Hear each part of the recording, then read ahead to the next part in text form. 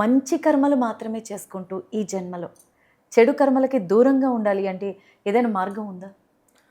కేవలం మంచి కర్మలే చేసుకుంటూ ఒక్క చెడు కర్మ కూడా చేయకుండా ఓన్లీ మంచి కర్మలే, అవును, ఇది అసాధ్యం అండి. అసలు ఈ ప్రపంచం మీరు మంచిగా ఉంటానన్నా ఉండనివ్వదు, చాలా చెడ్డ ప్రపంచం. మా ఇస్కాన్ సంస్థాపకాచార్యుల వారు శ్రీల ప్రభుపాదుల వారు చెప్పేవారు, this material world is not meant for a gentle man. అంటే మంచి వాళ్ళ కోసం కాదు ఈ ప్రపంచం అనేవారు ఆయన. ఎందుకు అంటే చూడండి, మీకు ప్రాక్టికల్గా చెప్తాను. మీరు అన్నీ మంచి పనులే చేశారు ఈ జీవితంలో, అంటే మంచి పనులు పుణ్యాలు చేశారు అంటే ఏం జరుగుతుంది? మీకు కర్మ ద్వారా సుఖాలే వస్తాయి. వచ్చే జన్మలో కూడా సుఖాలే వస్తాయి. అది ఆ జన్మలో కూడా అన్ని మంచి పనులే చేశారు అనుకోండి, ఆ వచ్చే జన్మలో ఏం జరుగుతుంది? మంచిగా జరుగుతాయి. కానీ మీరు చెప్పండి, మన దగ్గర అన్ని సుఖాలే ఉన్నాయి, డబ్బు, పలుకుబడి, పేరు, అన్ని సుఖాలే ఉన్నాయి, అన్ని మంచిగా చేసాం కాబట్టి. ఇవన్నీ ఉన్నప్పుడు ఏదో ఎవరో ఒకరు వచ్చి కాస్త మన దగ్గరికి వచ్చి ఏదో చెడుగా మాట్లాడడం చేయడం, అన్నీ ఉన్నాయి కదా అని విర్రవీగి గర్వంతో ఏదో ఒక చెడు చేయడం జరుగుతుందా లేదా? అంటే ఒక జన్మ మంచి చేయొచ్చు, 2 జన్మలు మంచి చేయొచ్చు, 3 జన్మలు కూడా సరే చేసాలే అనుకోవచ్చు, కానీ ఏదో ఒక జన్మలో తప్పు చేస్తాం.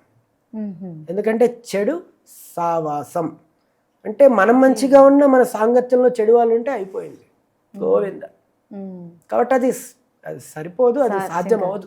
మంచి కంటే చెడే బుర్రకెక్కుతుంది అంటారు. బుర్రకెక్కుతుంది, చాలా ఈజీ. కాబట్టి ప్రపంచమే చెడ్డది, ఈ ప్రపంచంలో మంచి వాళ్ళు ఉన్నారు, కానీ మనం ప్రతిసారి మంచి చేయడం అనేది సాధ్యపడదు. మంచి చేయాలని ఉన్నా సాధ్యపడదు.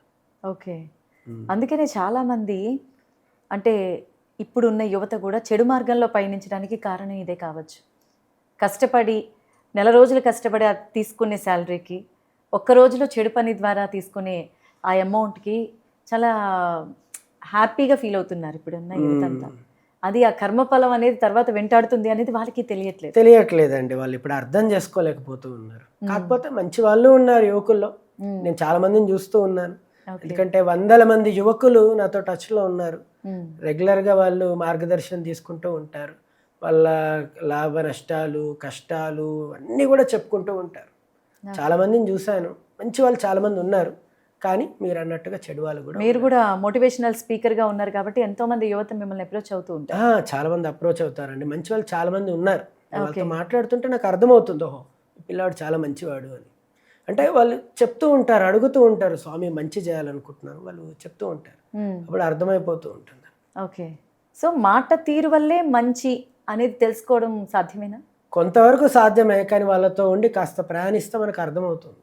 అంటే వాళ్ళని కొన్నిసార్లు పరీక్ష గురి చేస్తూ ఉంటాం మనం, అక్కడ అర్థమవుతూ ఉంటుంది వాడి యొక్క నిజమైన క్యారెక్టర్ ఏంటి అనేది. ఓకే ప్రభుజీ, అయితే మనం మంచి కర్మలు చేసుకోవడము అనేది అంటే మంచి కర్మలు మాత్రమే చేసుకోవాలి అనుకోవడం అనేది అసాధ్యం అంటున్నారు. అసలు కర్మ చక్రం నుంచి బయటపడడం అనేది ఎలాగా? ఇది అసలు సిసలైన ప్రశ్న.